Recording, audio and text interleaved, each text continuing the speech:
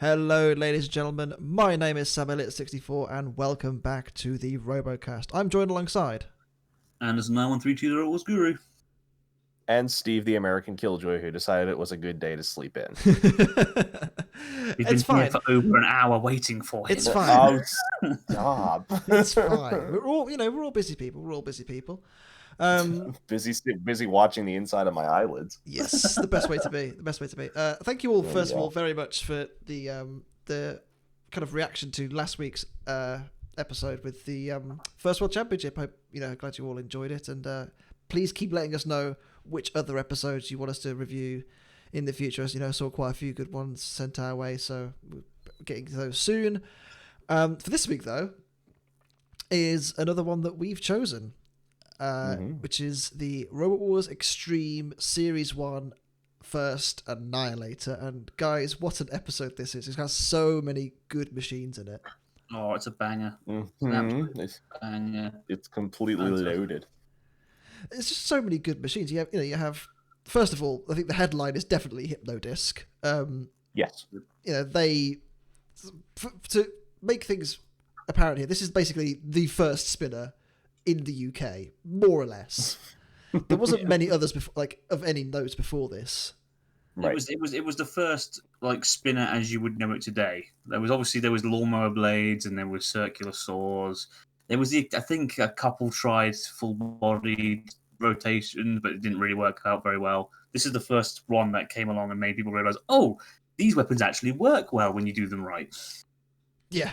Pretty much, and when it entered in the Third Wars, it was just so dominant, and in the Fourth Wars as well, so good.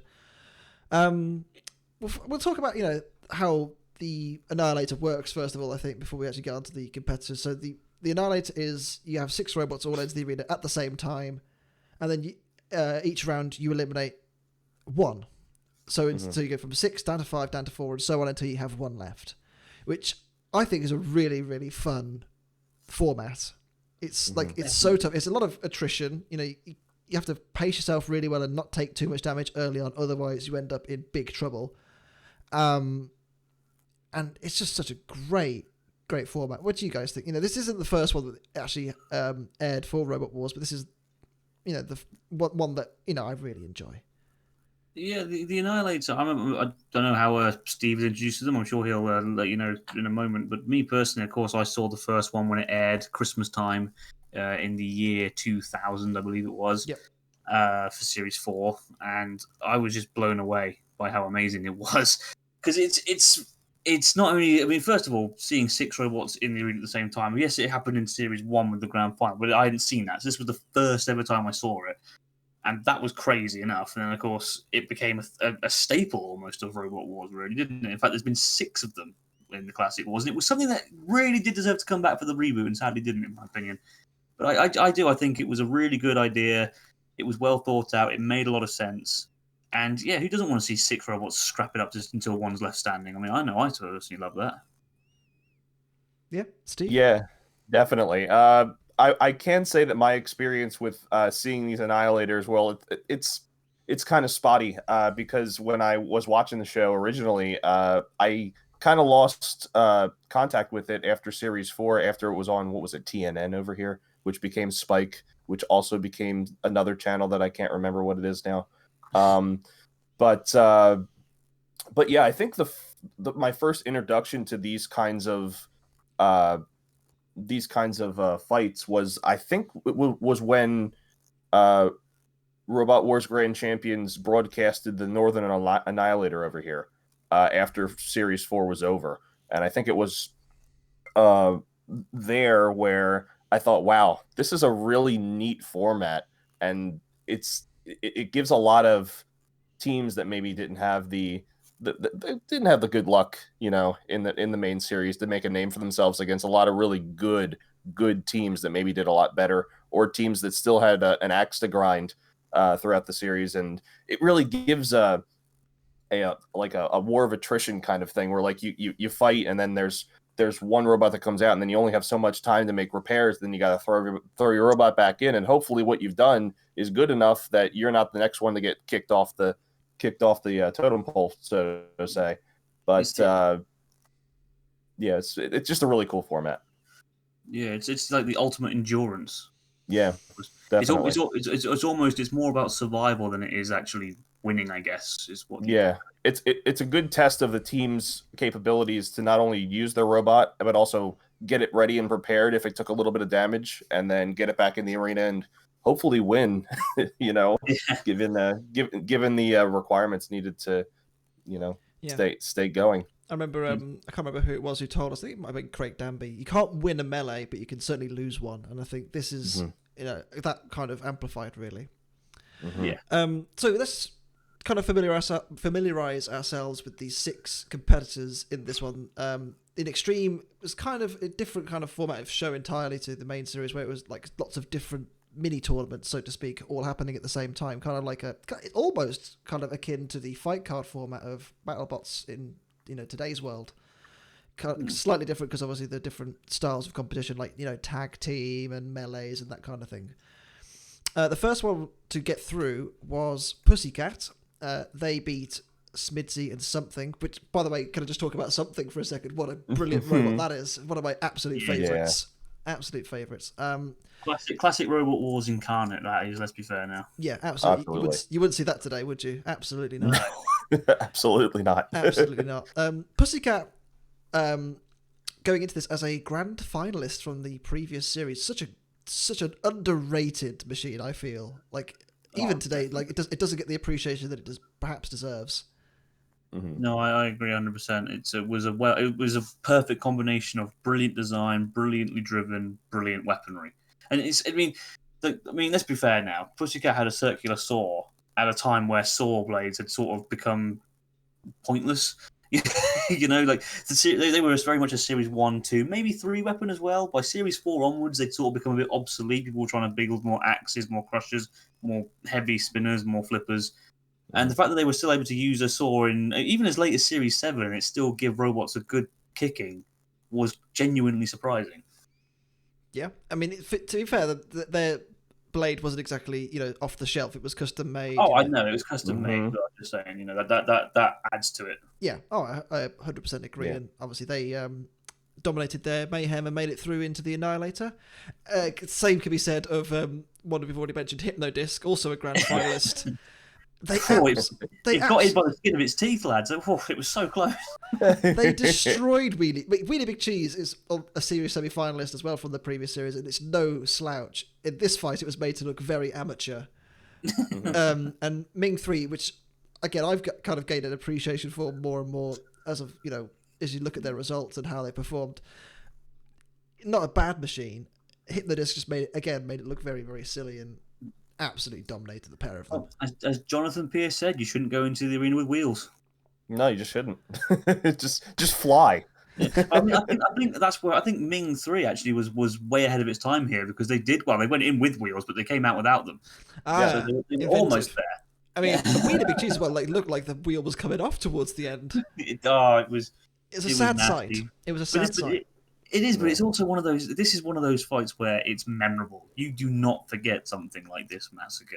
Yeah, because that's what it was. It was a massacre. There's no. It wasn't a fight. Let's be fair now. No. It was great fun. No, you're absolutely right. The third competitor into the Annihilator is Arnold A. Terminator. Come on, my son! Like, really? And seeing who he was up against in this mayhem, it's such a surprise to see it get through. Arnold's a great robot. But I just didn't expect it to get through. Well, Fluffy, with all of its technical problems, it just seems to peter out every time it breaks itself. But with Wild Thing, it's just such a surprise. Pinning Wild Thing on that back wheel and kind of having it, hop around for a while, kind of really pushed it in their favor. And they're just so aggressive throughout, getting involved in the fight and causing problems. Of course, this fight was also very memorable for the hole-in-one from the arena floor flipper. Yes. Which was fantastic as well. So good. Definitely sorry, go on. My point was just definitely, the underdog going into this Annihilator, as we'll talk about a bit more later. But it's certainly a robot that, again, didn't really get the appreciation it deserved, maybe because it's so difficult to break and kill. Yes, it's very unorthodox and uncouth. You look at it, and I mean, no offense to the machine, but it's one of my favorite of all time. It's not elegant, is it? It's not elegant. No, you don't look at that and think, yeah, that's gonna win. It doesn't. But it's so well built. It's so tough, and even when being laid into by 5 of the toughest robots at the time, it just didn't die. And it always got stuck in. It wasn't like some robots where they just duck out for a bit and then come back for a bit. It was in there. It was up for a fight, and then it was either going to go through or die trying. Yeah, I completely agree with that. Robot 4 is Splinter. Fortunate to get through its mayhem, considering it was flipped over without a stream mech. Agrabot then dies. Refbot somehow righted Splinter. I think accidentally, it has to be said, but fair enough. And then Killatron going in the pit, bless them. Like I love Splinter, but even I have to admit this is a bit unfair. I mean, I'm glad for the competition that Splinter went through, because it was head and shoulders the best of the 3. Maybe Agrabot was up there as well, but Splinter was the best of the 3. But Killatron had the fight, and well, that's crazy to even say. In Series 4, a Series 1 machine still hanging on. Yeah, it was a plastic wheelie bin lid, boys. Yeah, let that sink in for just a minute. Absolutely. Hey. Absolutely. It can't be said that the next robot was a fluke, though. Thermidor 2, absolutely dominant against Behemoth and Stinger. Yeah. See, me and Sam were talking about this briefly, for the hour before Steve turned up. And we were mentioning this. And what was interesting was obviously they were trying to basically make Behemoth out to be like the next big thing, because obviously they made so many improvements from Series 4 to this point. They gave it the challenge bout. Every single time it was mentioned by Jonathan Beers, it's almost unbeatable. This is one of the best robots around, And of course, I'm like, me being a little kid, I'm like, yeah, that's right. Thermidor and Stinger have no chance. Oh, it's out the arena. All right, bye, Behemoth. Thanks for coming, lads. Well, that was fun. And then it's almost if Behemoth's got out, so Thermidor's still going to struggle against grand finalist Stinger. Oh no, that's out too. Okay then. Even Chaos 2 couldn't really deal with Stinger. I think again, another controversial opinion. I personally think Stinger should have won the fight against Chaos 2. But very close. Either way, Stinger just absolutely outclassed by Thermidor 2. It was incredible to watch. And we'll get to the fight in a minute, but I think it's right. Only right that Thermidor was considered such a high-ranking machine in this. I think it would have been. I think if any of those machines had made it through their mayhem, I mean, but all of them would have been worthy. But the way that Thermidor completely just dominated that mayhem, I mean, it's crazy that it didn't have more success in the main series. Yeah. With how dominant it was other times. Yeah, it's just a shame. Yeah, it was either a feast or a famine. Coming in out of nowhere. Yeah, yeah. It's as Dave Laurie once said, it's definitely a feast or a famine. You just never know what you're going to get with Thermidor 2. And the last mayhem, I mean, it's questionable the quality of this one.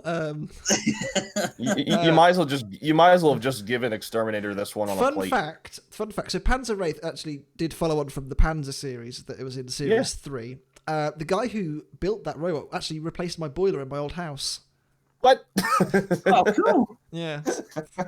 Yeah. So that's a thing. Now, I would like to just bring up quickly that, in all fairness, quite a few robots were meant to be taking part in a lot of these mayhem qualifiers, but didn't. Supposedly. Oh. Supposedly. So obviously, that's probably why Cataclysmic Robot and Panzer Wraith were in there as reserves. But that was the best they could come up with. I know. I guess it all depends on who was available and who was willing. I mean, to be fair, not to take anything away from it, but even for the time, Cataclysmic Robot is literally a square. Panzer Wraith, fair enough, is kind of interesting to look at, but I'm sure there were others that they could have chosen. But you know what? Fair enough. I can understand why time restrictions and availability of other teams and things like that. So, and I'm happy that X-Terminator was able to qualify, because X-Terminator's massively underrated as well, I think, and it deserved its place in the Annihilator. Yep, definitely. Really didn't hit its stride until that Series 7 run, really. But no. I mean, it was always there. yeah, the potential.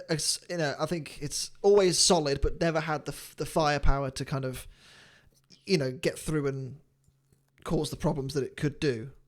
Mm-hmm. Just a shame it took them so long to get the spinner up and running, wasn't it? Really.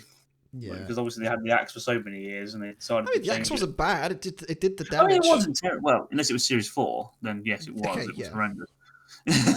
But everything else, you look at the speed and the power of X-Terminator, and coupling that with a decent weapon was always going to be dangerous to fight. It was a good machine. It was a very solid machine. Mm-hmm. Definitely. So the Annihilator begins. We have all 6 in there: Thermidor 2, Pussycat, Arnold A, Hypnodisc, X-Terminator, and Splinter. Immediately, Jonathan Pierce immediately says, my favourites are probably going to be Thermidor and Hypnodisc, so obviously they tend to struggle early on. Everyone went straight for Hypnodisc, which, considering how well it did against Wiener Big Cheese and Ming, you kind of think that's probably a bit risky, lads, Mm-hmm. Because it makes sense, though. They know that in hindsight, it does make sense, because they're all trying to Take stop out the the disc spinning. biggest threat possible. Just everybody, just bombard them. Get them out now. And it was working. Hypnodisc were really struggling. They didn't have the time to get the disc up to speed. Thermidor 2 get in there with a great flip on it as well.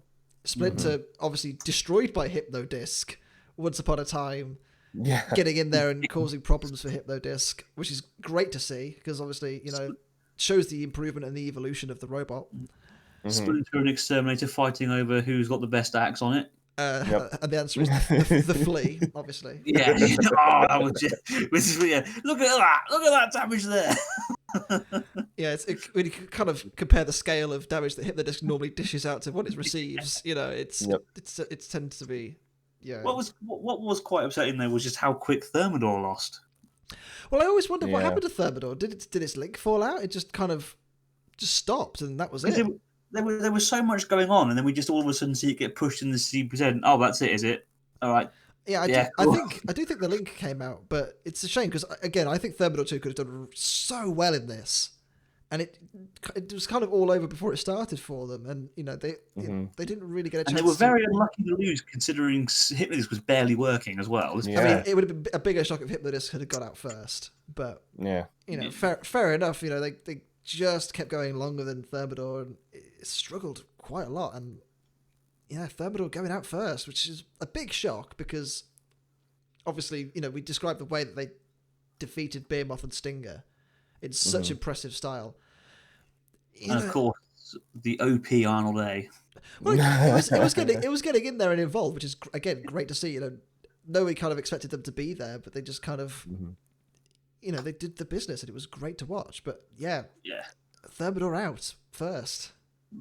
Just insane. Like that just doesn't.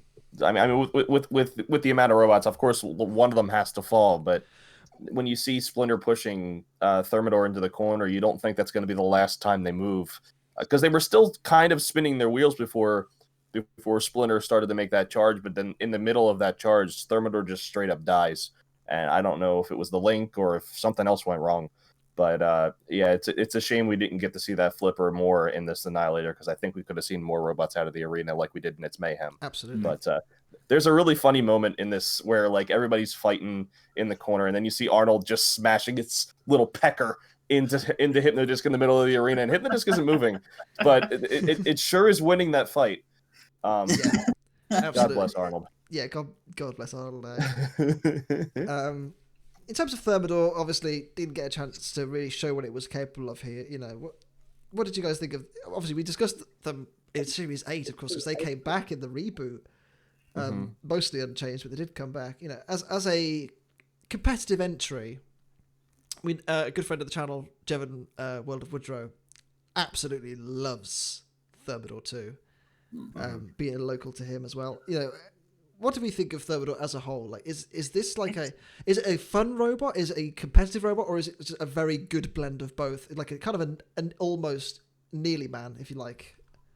It's tough to say, because what it's very much like you said, feast or famine. And one part of it, yes, it was amazing, but it also was terrible at some other points as well. Like, it lost in round 1 3 times, But it also went into 2 semi-finals. So of course, looking at it that way, and when it did work, it proved it had the beans and the power. So I guess you would have to say it was a fun but competitive robot, because at the end of the day, it was interesting to look at. It wasn't just a generic basic design, but it could still pack a punch. It's just unfortunately it couldn't pack the punch every single time. Yeah, it is a shame. I do fully believe that Thermidor would have made more semifinals had it just kept working. Because I mean, it had chances every single time. It was cool to see this team come back with this improved version after we saw what it was in Series 3, and it was the little grabbers claws, like that was cool, and the little helmet on the front. Yeah. It was still a cool looking machine for the time, and that when they came back with the flipper, I mean, it was so good. Yeah, leaps and bounds. Like when Chaos 2 and the Big Cheese Series 3 were like the flippers to look at, and then you had this show up on the scene. You had a sneaky suspicion like, oh, this could really do well, and then it just never climbed the stairs to victory. But I mean, it's still got a really a good place in my heart for a robot that sure did try, but just couldn't reach its full potential. But looking back on it, I mean, looking at this machine, I mean, this is classic Robot Wars in my opinion. I really like when I think of Robot Wars, I think of Thermidor often. I just remember the look, and it just was very memorable. And even though it wasn't as successful as it could have been, it's still a nice one to think of every once in a while. Yeah, I completely agree. It's a nice machine, well made for the time, well driven as well. Nippy had the power, just couldn't quite put it all together every time. But it was certainly a solid fight, and you knew when Thermidor was in the arena, it was going to be a good fight either way. Mm-hmm. Yeah, so that's Thermidor 2 out in the first round of the Annihilator. Round 2, so all the remaining machines continue on, and once again, it's Bully Hypnodisc. Yes.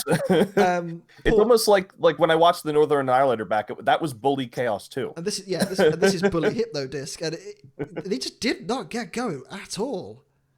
They didn't get a chance to. They Splinter, credit to them, were absolutely gunning for Hypnodisc throughout this whole thing.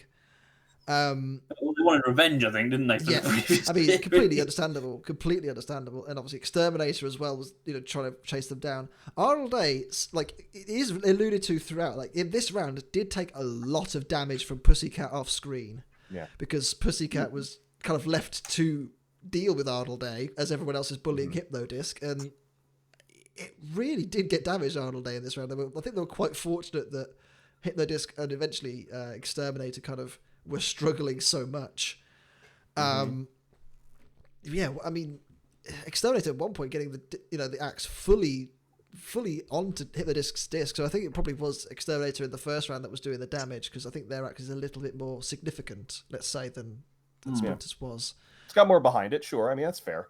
Yeah, but in the end, X-Terminator was the one that kind of just ground to a halt and died. I think they hit the floor at some point. They lost their link. Yeah, the link. Yeah, I think they I think Pussycat hit them in the back at the same time or something, and their link, but it was enough force to knock the link out or something. Yeah, I think the axe came down, and then like Pussycat hit them around the same time, and it just that was it. There was nothing else. Nothing else to do for X-Terminator, which is a shame because, again, it's such a difficult machine to kill. I don't think at any point it like just died on its own whim in Robot Wars history, as far as I'm aware. No, like it always did take a good caning. It never just broke down. Even against Typhoon later on, in obviously way down the line in Series 7, it was just a robot that just had a habit of not dying. Mm-hmm. Yeah, I agree. Yeah. And of course, this resulted in the best floor flip ever. Throwing it vertically and then just getting stuck underneath the flipper. Silly. But again, Hypnodisc consider themselves very lucky. Definitely. Yeah. I think this is another example of I think so. The filming for Robot Wars Extreme was kind of split around Series 5. So I think this came after Series 5. Really? And I think at this point, Hypnodisc has already been through an entire series of Extreme, an entire series of Series 5, got to the final, was a bit worn out by this point. You know, these days you didn't really have spares as such. Yeah, By the and time, they did take a lot of damage from Firestorm of all robots, didn't they? Because they couldn't actually continue their fight. You know, have a rematch in the third and fourth place playoffs. So. I also just want to quickly make a shout out here to Marlon Pritchard from X-Terminator, because if you didn't notice, he was by himself. Simon Baldwin had to go back to work, so he had to do both the driving and the weapon control, which cannot have been easy, considering it's two different controls. Yeah, like, you know, fair play to him for that. Yeah, I mean, you know, these days you can obviously just have a controller set up to deal with both. Yes. But back in the day, maybe not so much. It might have just been difficult with the signals and whatever else. I don't know. I'm not an expert in. Yeah, like I don't know if they had like multi-channel, really easy programmable multi-channel controllers. I have one. I imagine not from like 2001. Yeah, like I have a. Let me see if I can reach the damn. Oh, he's away from the mic. Yep. Yeah, I have a from my lightweight robot that I have a T6XA Futaba remote, and I don't really know what you would have done here to do like multiple weapons and stuff like that, because they had Shremex on the sides, where I have a channel that I can flip between the elevator and the FLP. I don't know, but it's that's the button that flicks the flipper. But I mean, there's a lot of channels on here that I could probably do something with, but like I don't know if back then they had capabilities, or if it was just easier to split the duties between two remotes, and then they couldn't put it onto one remote, you know, in a short amount of time. It might have been a time thing. So, and of course, all the electronics in those days was all custom made. So, you know, again today, you kind of it's a lot of things are now a lot more plug and play, whereas back in the day, definitely not. So, probably would have been a hassle to sort out quickly. So, fair play to Marlon for doing such a good job though. Because I think it is basically a case of ease thing. Like some roboteers, like George Francis and Graham Bone, they found it easy to have the weapon control on the robot on the same controller. Yeah. But then a lot of people have preferred to split it. I mean, I believe I can't remember his name now, but the guy who created the House Robots on the House Robot DVD, he said that all the House Robots had one person doing the driving, one person doing the weapon operation, because it was easier that way. So one could focus on driving, one could focus on weapon operation. Yeah, yeah, absolutely. It's personal preference, but I think in this case it was just a case of. Well, I think if you remember, we had Michael Davis from the Panic Attack team at one point helping him out, didn't he? Yes, I believe that in the Mayhem, didn't he? Yeah, it would have been cool to see him in there again, but sadly not. But yeah, X-Terminator. Again, we've kind of alluded to them, you know, not really hitting their stride until right at the end of the show's run, but I feel, again, it goes under the radar quite a lot, but it always loses. I mean, maybe not in Series 5, it was a bit unlucky, but it always loses to a solid machine. Like, it's in its history, it lost to Panic Attack a few times, Wild Thing, obviously Corkscrew in Series 5, a bit unlucky, Firestorm, and then eventually Typhoon in Series 7. It's a very, very good robot. Yeah, I mean, you've got champions, both former and future, in there. You've got grand finalists in there. The only one that really wasn't a top dog was Corkscrew, and even then that was a very competent spinner, even though it didn't work in Series 5. But, you know. Yeah, and that was the end of X-Terminator in the Annihilator, which is a shame. And of course, that did mean, in fact, that X-Terminator was exterminated. Every time. Like Craig on every All right, cool. time. Thanks for having me, guys. I'll see myself out. Every time. Round 3 wasn't much of a round, really, because... but it was funny. Hypnodisc just did not go at all. I mean, it did for the first few seconds, and then that was... I think the link fell out. I genuinely do, because the disc was spinning at the start, and then... It just started slowing down, didn't it? And that was done. If so, that's got to be the worst link failage I've ever seen in Robot Wars. At least usually they get bumped, but this time they didn't, because no one even touched it.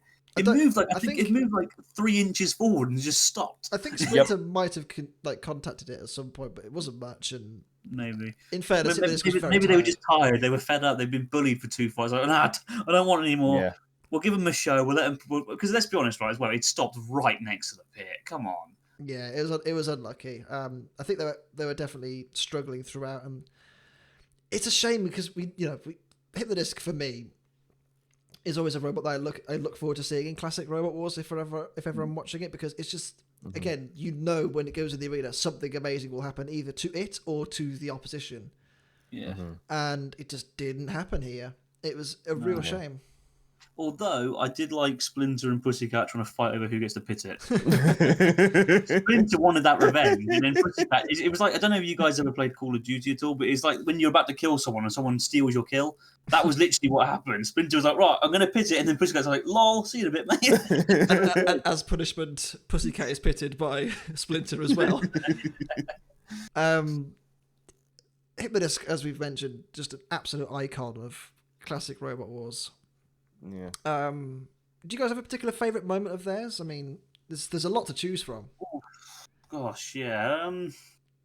Being honest, I would probably say their Mayhem fight, actually, that we've mentioned earlier, Really? just because... Yeah, because it was... Oh, I don't know. There have been so many good ones. It's difficult with Hypnodisc because there have been some absolutely fantastic moments with them, both when they're on the receiving end of good luck and bad luck. Yeah. I don't know. It's tough. My favourite fight of Hypnodisc is a fight against 101.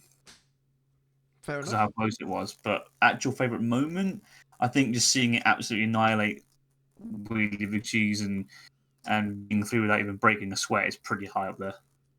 Fair. Yeah, it's there's so many good moments. I mean, back when like the internet was just starting to be a thing and it was starting to really build traction, I remember my dad and I we got access to a Series 3 fight like early over here because it was still getting I guess I don't know how PBS over here did licensing for overseas shows with the BBC, but before we had actually seen Series 3, we found a video of Hypnodisc fighting Robogeddon, and that was just miles ahead of anything we had seen in Series 2. We're like, whoa, I cannot wait to see this machine just tear things up, and it did. And then my favorite fight, I don't know, man. I still like their fight against what is it, Predator and Razorblade in Series 4. I always have a soft spot for that fight. It's just a complete domination.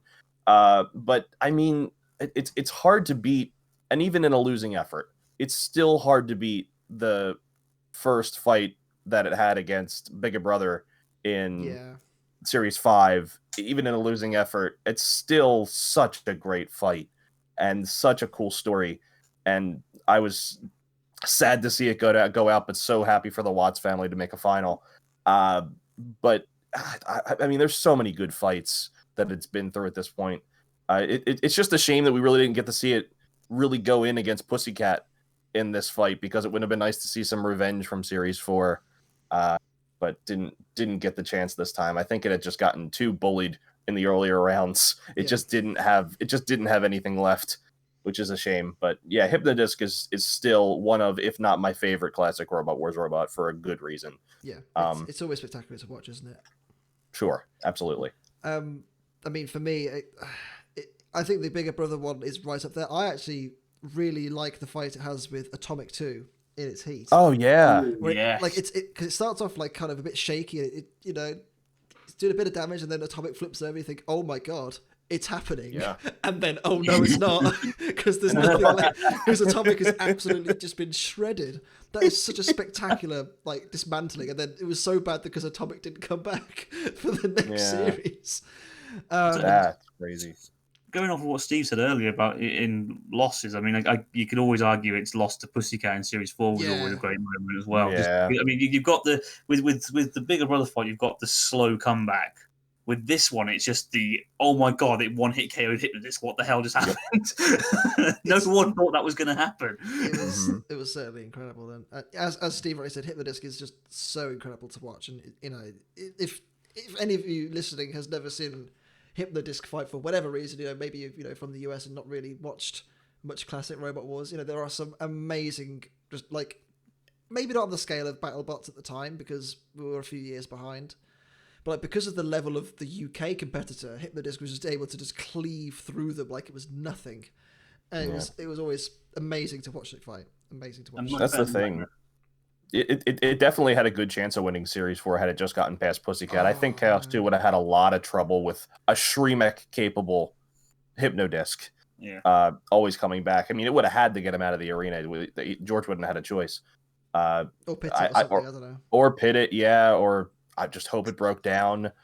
I don't know. I mean, to be fair, the only reason it lost I think the only reason why it lost the first series is because of radio interference. It barely moved. Yeah, in the final. Yeah. Series 4 it never had that problem, so it probably would have done very well. Yeah. We still got a good final in Series 4, though. We did. I mean, there's no arguing that. I don't want to take that away from Pussycat, but we'll discuss that in episode 3 of these Classic War reviews.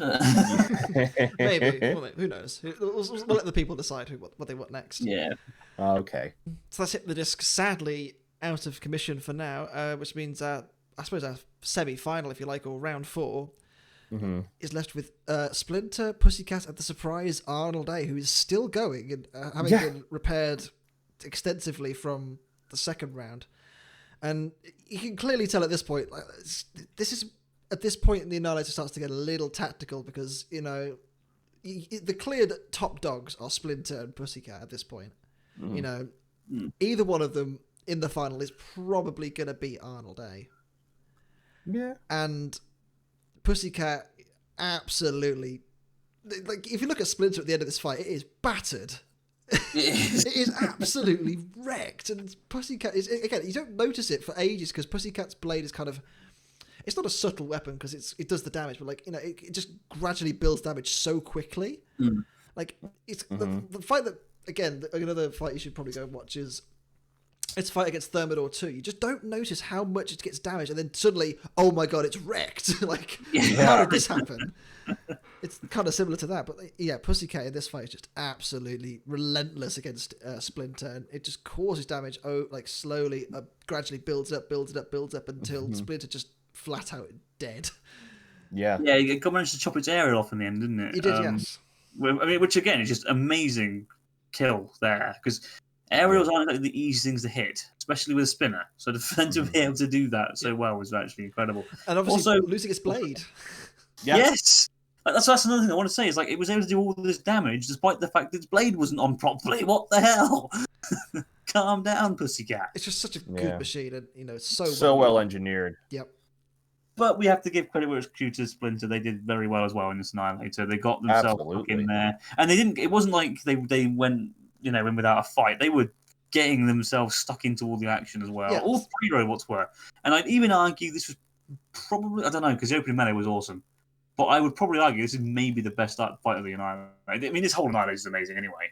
But, watching Splinter, kind of get involved as well, so much and just kind of, I think Pussycat more so kind of laid back and kind of let everyone else kill each other first. Splinter didn't. Splinter was in there the whole time and causing problems for everyone. Yes. Yeah. Splinter was pushing Pussycat around a lot, especially in the earlier rounds, just getting in and moving it across the arena. This is a Series 4 grand finalist. This thing got second. It's no slouch. And had it not, used the blade that wasn't supposed to be used in Series 3, it probably would have done a lot better in Series 3. So really give that... I got to give a lot of credit to Splinter because the last time I'd seen this particular fight before Series 5, so I don't know anything about Splinter Series 5 at this point. But knowing Splinter from Series 4 making it through and then just dying to Hypnodisc in a most spectacular fashion and just seeing it fall apart in front of my eyes, seeing how well it was put together this time and how it just wouldn't die often. It just shows how much of an improvement it had made over its Series 4 entry. And it was just really cool to see a robot come back and a team come back stronger and better than ever. This is what you want to see. You want teams that go back. I mean, this team obviously had some experience with previous entries with Ivanhoe and it was really it was just cool to see a robot like this really get stuck in amongst a lot of really good machines. That's really all I want to say. Yeah, absolutely. But it's a shame they just couldn't quite make it to the final and falling at the last hurdle, really. But I think all the rounds of getting involved and causing having damage sustained, really starting to catch up with Splinter, and in the end, obviously Pussycat taken the aerial off. But yeah, what can you say? It's a shame for Splinter, but there you go. Yeah. So, the final, and I think it's very good to point out at this point because they do allude to it in the show that Arnold A has taken so much damage throughout that the Pussycat team themselves were also helping out to fix Arnold A because they didn't Arnold A have only got so much they can do themselves. They have had a lot of help from other teams to make sure that this fight was as good as it could be, and they last the 5 minutes with Pussycat, which is incredible. Like, not many teams can do that. No. Yeah. Even at this point. episode solidified my love for Arnold A, and this is because this is why he just did not die. Although a little bit of, I mean, it kind of, I wouldn't want to say spoiled it for me a little bit, but I did speak to the English family, RoboNerd, last year, and I said, "Oh, that final was amazingly close," and they said, "No, it wasn't." They gave me a lot of behind the scenes details, and I was like, "Oh," and they were like, "Yes, they very clearly beat us. It wasn't even close." I was like, "Oh, okay, then fair enough." And in fairness, like watching the fight back, I watched the episode earlier today before we recorded this, and like it gets absolutely trashed by Pussycat. The whole front's kind of caved in. It's kind of lost drive on one side as well. It's just in absolute pieces. And credit to them for keeping going for 5 minutes, but it was not a contest. Pussycat absolutely had this. They did a little waltz together. They did. They did that little embrace, didn't they? In the in the hammer. It was a great fight between two really lovely teams, and it was great to see both of those robots at RoboNerd last year. It has to be said. Definitely. Still kicking about. I'm going to talk a little bit about Arnold A first, which is why was this robot not in Series 5? Because Juggernaut 2 was needed to be seen more, apparently. It's so sad because I do wonder. As we said, it's not the most, pretty. It's not the most. It doesn't look like it would be a good. I like it. It doesn't look like it would be as confident as it is. It's an erector set on wheels. But it's so solid. It is so solid, and it did. It fought some great robots. In this Annihilator and in Series 4, it did. It survived against Behemoth and X-Terminator. Yeah. Definitely, it gives me for all the BattleBots fans, it gives me serious Doctor Inferno Junior vibes in that it doesn't look like it should do well, but it just does. Very competent and just very well driven, and always going, always using its weapon all the time. Always aggressive. I mean, okay, the weaponry has a lot to be desired, I'll admit. The lifting forks were relatively effective, but were quite small, so they didn't get underneath things as easy as they could. The axe, let's be honest, wasn't the strongest in the world, but it didn't need to be. It was still entertaining seeing it get stuck in and try. Yeah. And I'll take that over something else any other day of the week. Yeah, it's similar to like maybe its hammer isn't really doing a whole lot of damage, but it's still scoring points. Similar to I'm gonna make a parallel to a BattleBots competitor, Dissector. Its sledgehammers are not gonna do a crazy amount of damage to the super heavyweight class, but it's still landing hits and landing points. It's still gaining aggression points. It's a huge contention of winning in this sport. You have to constantly keep using your weapon. We've even gotten to the point of you lose your weapon, you lose a huge chunk of your points. You have to have an active weapon. It's very important for this sport to be able to say that you're using your weapon effectively against your opponent. It's a huge criteria for winning a match. But it does start to show, especially late on in this match, that there is a definite quality difference, isn't there, between these two machines? Arnold A, for the praise that we do give it, Pussycat is just another level, and it's just. I want to talk about Pussycat now for a start. Okay, yeah, fine, definitely. So, as I mentioned at the start of this, I feel like Pussycat doesn't really get the appreciation that it deserves because. Yes, it had a few good series, but I kind of feel like it gets swept under the rug quite a lot. If you ask people to name 5 Robot Wars machines, you get your usual Chaos 2, Razor, Hypnodisc, Firestorm, maybe Panic Attack. Pussycat doesn't really get remembered quite as maybe not as fondly. It's a shame because this robot is so good, and it's just so amazingly driven by obviously now the late David and Alan Gribble. Yeah. Which is a real shame. It's just such a nice robot to watch fight. It's always fast. It's always getting, being aggressive and getting in the opponent's face. It always does damage. It's just, there's a lot of energy about it, and it's amazing to watch in the arena. And for me, I feel like it doesn't get maybe not the respect that it deserves, because it's just it's such a unique design. There's nothing else like it. There is nothing else like it. A thwackbot like Stinger, I guess it's very unique and interesting. There is nothing like Pussycat. There will be nothing like Pussycat again. I know. I think even if anybody makes something similar to that design, you're going to think, oh, that's a Pussycat design. Or like when you see people build horizontal spinos, like, oh, it's a Tomb clone. It's that kind of iconic shape that just you had to be a mad scientist to come up with that idea, to think like, oh, let's make sure that we always have a wheel on the ground at all places so that we can't get stuck in any place at all. And it's just a marvel of engineering, a really, really competent design that definitely showed its mettle every single time it fought.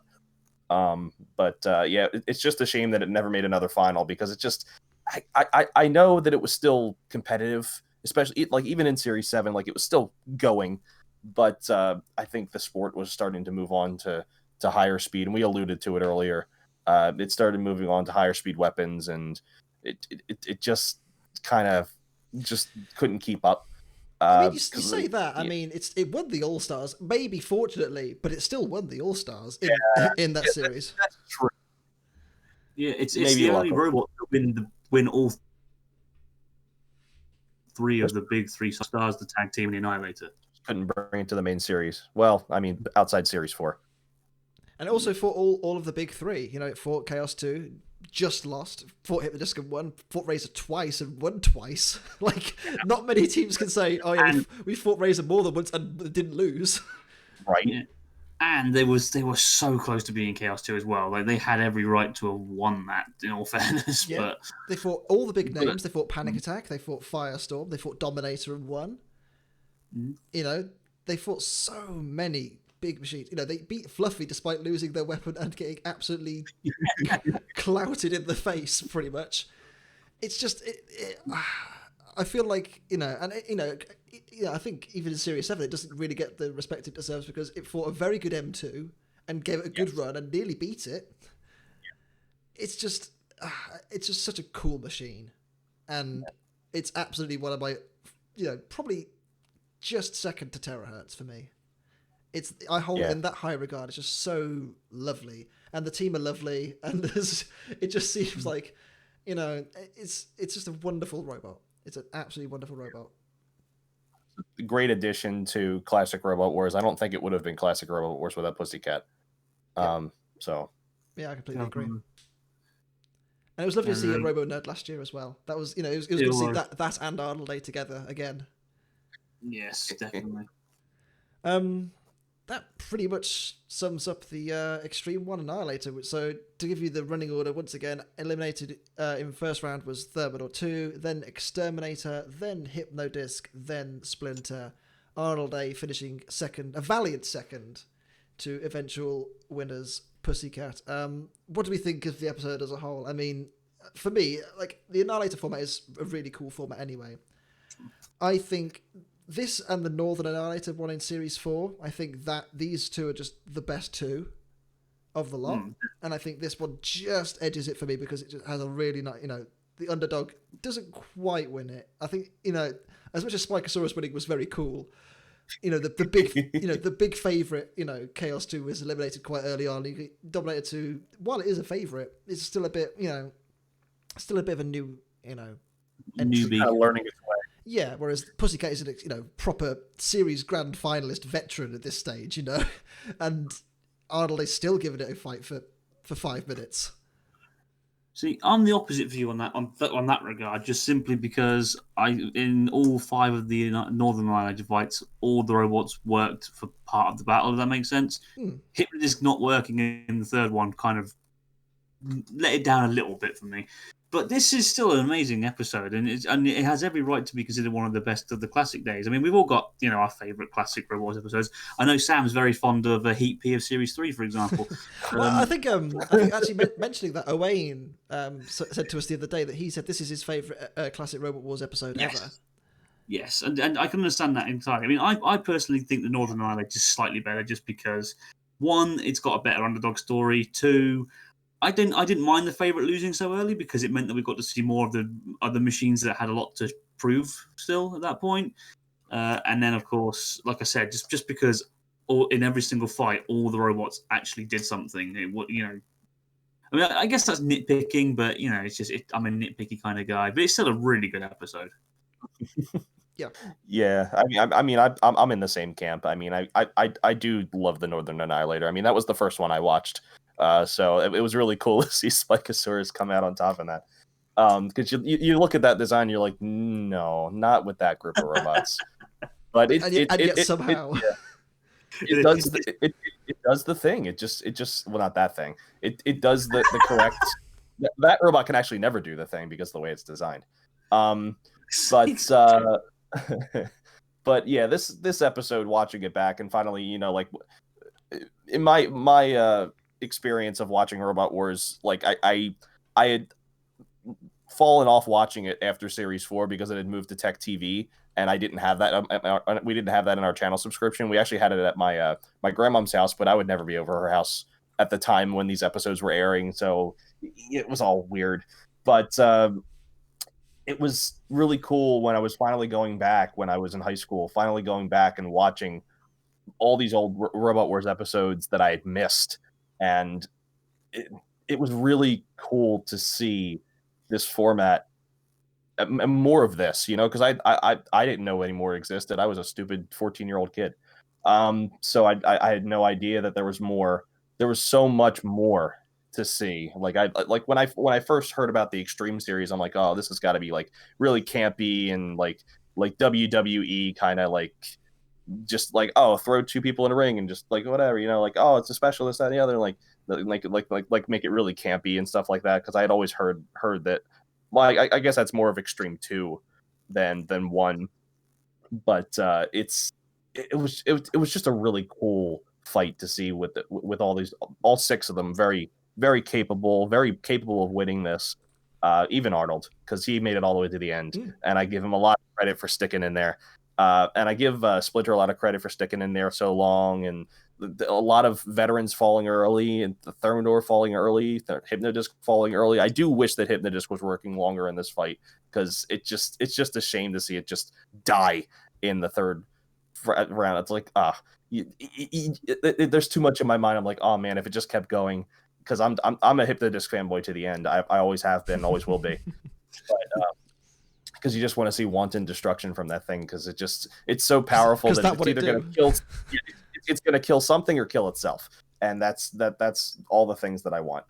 But I was really happy to watch this back again. It was kind of brought back some nice memories. I haven't seen it in a while, but this was one of those early episodes that when I first started going back and digging through old Robot Wars episodes that I hadn't seen, I came across this one. I'm like, oh, this is just exactly what you want in a fight. Just a lot of good action, a lot of really nice stories. It was cool to see the Gribbles get a trophy. In a sense. But yeah, I know, because we didn't see it on screen. I sure would hope they could have gotten something, because it would have been nice to see that on screen. But it was cool to see them get the recognition they deserve, because that robot is so far and away one of my favorites. It's always in my top 3 at least, because I had how just wonderful it is, and how what it brought to the sport, what innovation it brought. And I wish more robots did more stuff like that, where we kind of didn't have this like meta now where like we always build these boxy 4-wheel drive robots with spinners on them. You know what I mean? Like there was I hate to sound like a hipster, but there was a lot more variety back then than there is now. But I mean, we still get a lot of really nice designs at this point. I mean, at this point, if you're watching the podcast this all the way through, the people who are going to be mad in the comments are long gone. But yeah, this was just a really cool episode. I'll leave it at that before I dig myself a deeper hole. the last thing I want to ask you guys is, given the of the potential field who could have been in this Annihilator, so as in like all the mayhem, losses and winners and whatever else, could this have been improved in any way with the lineup, or is this like the actual peak? What could it have been improved? The only one I can think of for me is possibly having maybe Behemoth in there instead of Thermidor, but Thermidor was so good, and then again maybe having Wild Thing or Fluffy in there instead of Arnold A, but Arnold A did so well to get to the final. What I mean. I was going to say that too. Yeah, you can't take that away from Arnold, because Arnold was so good in this episode, man. It just I don't know how you improve it. It's tough. It's very tough. You're stuck between a rock and a robot place, man. It's not fun. Yeah, I don't think you could improve this Annihilator. You could definitely make a better Annihilator if you had the choice of robots, but actually improving it, I don't think so. Because like you said, even the weaker robots, like maybe, for example, Splinter didn't deserve to get through. Arnold A was considered the weakest robot of the Annihilator. It would have been great to have seen Wild Thing in there as a former semi-finalist, 2-time semi-finalist, I think about it, at the point. But at the end of the day, they all are what made it special. Seeing Splinter do as well as it did, despite taking all the punishment it took, was brilliant. Seeing Arnold A get stuck in and continue and have a near perfect underdog story was brilliant. Yeah. Yeah, I guess I'm kind of with Sam, because maybe if Behemoth was in there instead of Thermidor, maybe Behemoth would have lasted a bit longer. But Thermidor did so well in the mayhem. It deserved its place. Exactly. And it was doing well early on. It just stopped. Yeah. So there you go. Well, that was very enjoyable. I really enjoyed going back to watch this episode, and I hope you guys enjoyed listening to our ramblings about it. I certainly did. It's just such a wonderful episode. Go and watch it. There will be a link to the episode in the description on YouTube, so go and watch that. With that said, though, I have been Sam Elliott 64. I've been Anderson 9132, the Robot Wars Guru. And I've been Steve, the American Killjoy. And we will decide what we're going to be reviewing next time from your suggestions. So keep suggesting to us. Let us know what you want to see. We've got a few ideas already, but go and do it. We'll see you then. Yeah.